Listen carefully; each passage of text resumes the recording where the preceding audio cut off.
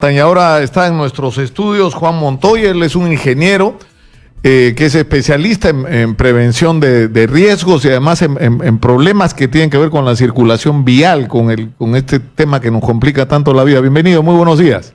Buen día, Nicolás. Encantado de poderte servir. El otro día que hablamos por teléfono me sorprendió mucho una serie de temas que tú planteas, porque hemos estado llamando la atención sobre eso, ¿no? O sea, por ejemplo, cuando ocurren los accidentes en carreteras, nos sirven los GPS para enterarnos a qué velocidad iba este irresponsable que provocó que murieran 30 personas, ¿no es cierto?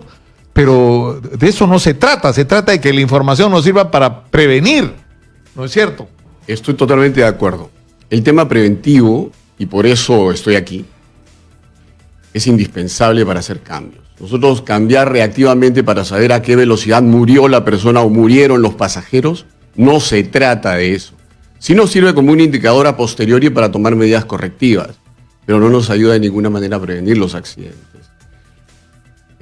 Nosotros lo que podemos hacer es trabajar primero teniendo una base de datos clara de qué es lo que se necesita para corregir aquellas causas reales que originan este tipo de consecuencias tan críticas y graves como son los accidentes. Y lo primero que tenemos que tomar conciencia es cuánto cuestan los accidentes realmente para ponerles en peso a nivel nacional, qué tipos de políticas y lineamientos tenemos que dictar, implementar, asesorar, hacerle seguimiento y saber cuánto podemos evitarle de daño al país. Y digo daño porque tiene varios aspectos. Tiene aspectos que son desde el punto de vista social. La muerte de una persona y la vida de una persona, como te comentaba en estas conversaciones, no tienen solamente costo, sino tienen un valor. ¿Cuánto precio le pones a la vida de una persona? Es difícil poder decirle un precio a la vida. Pero digamos, se calcula, ¿no es cierto?, en otros países, porque tú te dices, por ejemplo, hubo un accidente de tránsito, murieron 30 personas, ya.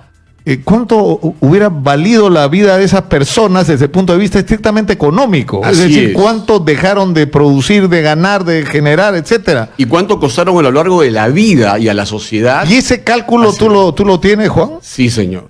Es importantísimo. En base a algunos indicadores... Porque en otros países hay cálculos, ¿no? En Estados Unidos una vida de una persona, digamos. Sí. Allá cuesta, en total, la vida de una persona, por ejemplo, un promedio entre 20 y 25 años, en lo cual la sociedad, el Estado, el país, la familia invirtió una cantidad de dinero, termina costándole $2.200.000. Aquí en el Perú, haciéndole estimado en base a los indicadores que tenemos, el accidente promedio de una persona en esas características me cuesta a mí más o menos $625.000. $625.000. Es lo que estamos perdiendo en ese momento cuando se pierde una persona. En términos estrictamente y crudamente económicos. Sí. Necesarios también de tabular, porque si nosotros tenemos una tendencia a estar cercano a los 3.000 muertos por año, estamos hablando de 1.800 millones de dólares. Una cantidad cuantiosa, inaceptable como para no tomar medidas que sean lo suficientemente beneficiosas. La pregunta es qué es lo que se puede hacer. Por ejemplo, ahora que se está empezando a hablar en relación al tema de la seguridad de la telemetría, ¿no es cierto?, del uso de todos estos sistemas. Y yo me he enterado de unas cosas increíbles que existen, por ejemplo, en la industria minera. Es imposible que tú manejes un vehículo minero y te duermas, por ejemplo. O sea, los accidentes se han reducido casi a cero por el uso de tecnologías de la prevención. Claro, aquellos que implementan los sistemas de vanguardia y que son sistemas también preventivos, definitivamente reducen considerablemente ese tipo. Ahora, los accidentes por causa de fatiga y sueño son uno de los causales. Tenemos muchísimos, ¿no? Desde el punto de vista personal, la cuestión que tiene que ver con el cambio de creencias, Nicolás, es quizás el factor más importante. En números estadísticos, yo tengo estadísticas de la Sutran aquí a la mano y son impactantes. En números estadísticos tenemos que por año se tienen más de 88.000 accidentes, de los cuales me producen 55.000 heridos. De los 55.000 heridos, el 20%, uno de cada 5, termina en condiciones de impacto significativo, entre comillas, los llamamos así, accidentes incapacitantes permanentes. O sea, pueden haber perdido la vista, la mano. Claro, alguna forma de invalidez o discapacidad. Estos 11.000, si los sumamos a los que ya tenemos de 1.800.000 causados por los 3.000 muertos, llegamos a tener un costo cerca a los 8.000 millones. Eso es lo que nos está costando, digamos, lo que las tragedias que pasan como noticias, ¿no es cierto? Sí. Estamos pagando un precio en términos económicos enorme. Ahora, hemos estado conversando antes de esta entrevista del tema del uso de nuevas tecnologías. Sí. ¿Qué podemos hacer? O sea, ahorita estamos usando GPS para saber a qué velocidad iban y por qué se mataron. Sí. Lo que queremos saber es cómo usar tecnología para evitar que eso ocurra. Si en el caso de los GPS yo sé que en determinado sitio el chofer X de la compañía Z pasó la velocidad de una forma excesiva, lógicamente puedo tomar medidas correctivas con ese señor y con ese conductor y averiguar la causal. Pero no debería establecerse... Claro, hay dos cosas. O sea, sí. Una, esto me sirve como medida correctiva para la posterior, porque en este caso no ocurrió el accidente. Pero no quiere decir que no tome medidas correctivas en base a la causalidad de por qué esta persona... Claro, tú tienes el registro que ha excedido los límites de velocidad varias veces, entonces tú tienes que ponerle atención a ese chofer. Tengo que ver cuál es la causa real por la cual ese chofer tiene la necesidad de correr ese riesgo y hacer correr el riesgo a los pasajeros que tiene, en el caso sean pasajeros. Por el tema de los turnos, por el tema de las horas de las condiciones de trabajo. Puede ser. Ya, pero lo otro es, ¿por qué no es posible que si un conductor, porque tiene que haber, entiendo que existe la tecnología, ¿no? Que excede el límite de velocidad, inmediatamente se emite una alerta? Sí. ¿No es cierto? Y tendría que haber una central de monitoreo que debería estar comunicada con ese chofer y decirle, oiga, ¿qué está pasando? Claro. ¿Está usted excediendo el límite de velocidad? O si el conductor empieza a tener, ¿cómo es que le llaman? Una sinuosidad o una conducción, hay una expresión técnica para eso. Que puede ser una señal de que se está quedando dormido, tendría que encenderse también una señal de alerta y una central de monitoreo y llamarla. Eso puede salvar vidas. Eso existe y salva vidas. Eso existe. Pero ¿por qué no lo usamos? No se implementa de una manera total porque las compañías no invierten en prevención.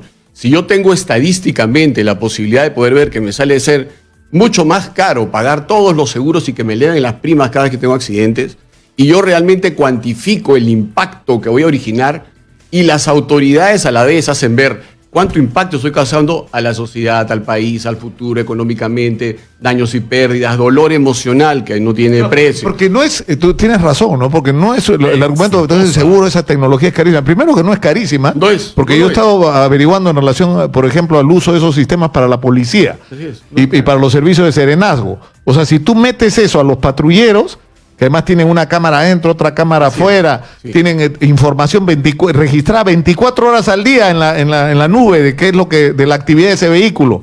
O sea, cuánto tiempo estuvo en movimiento, cuánto tiempo estuvo detenido, dónde estuvo detenido, si la conducción fue la adecuada, cuántas veces volteó a la derecha, cuántas a la izquierda, cuántas superó el límite de velocidad. Es decir, tiene toda la información y en tiempo real. Entonces tú la puedes usar o sea, ¿por qué no la usamos para evitar que muera gente? Porque precisamente cada uno... No es tan caro. No es tan caro. Y es más barato que pagar lo que estás pagando después. Definitivamente, ninguna compañía de seguros, y esto es así, no trato de meter la mano en la llaga con lo que voy a decir, pero ninguna compañía de seguros no es una entidad de beneficencia pública, no es una institución dedicada a la filantropía, es un negocio también. ¿Okay? Entonces, lógicamente, toda la carga administrativa, los gastos, las ganancias, este tipo de situaciones como es el pagar un seguro, al final de cuentas, si yo tengo un accidente, me lo van a terminar cobrando. Entonces, mejor es no pagar eso con una medida preventiva y sobre todo que me evita todo el término... Claro, mejor negocio para las propias compañías de seguros que se invierta en prevención. Así es. Es más, la compañía yo quiero comprometerte, Juan, porque estamos asfixiados con el tema, tú has visto, electoral y demás. Pero yo quiero comprometerte a que sigamos hablando de este tema. Nicolás, cuando quieras. Por favor, porque creo que además hay que aterrizar, ¿no es cierto? Hacer propuestas concretas de lo que debería hacer Sutran con respecto a este asunto. Que se pueden hacer, ¿no es cierto? No solamente Sutran, el liderazgo viene desde el aspecto político. Ellos tienen que decir, aquí hay un punto en el cual vamos a intentar que mueran 3.000 peruanos, mucho dinero de por medio, el futuro, jóvenes que se mueren, hacemos un impacto y no estamos tomando las medidas. Está clarísimo. Y te agradezco mucho por estar acá y te comprometo, Juan, para seguir con este tema. Pues vamos a hacer campaña por este asunto. Señor. Para no seguir llorando y contando muertos, sino para discutir cuánto hemos avanzado en medidas de prevención que han salvado vidas. Para encontrar esperanza de mantenerle a la gente con vida siempre. Me gusta que esa sea la perspectiva y no de simplemente resignarnos al sufrimiento. Muchas gracias, Juan.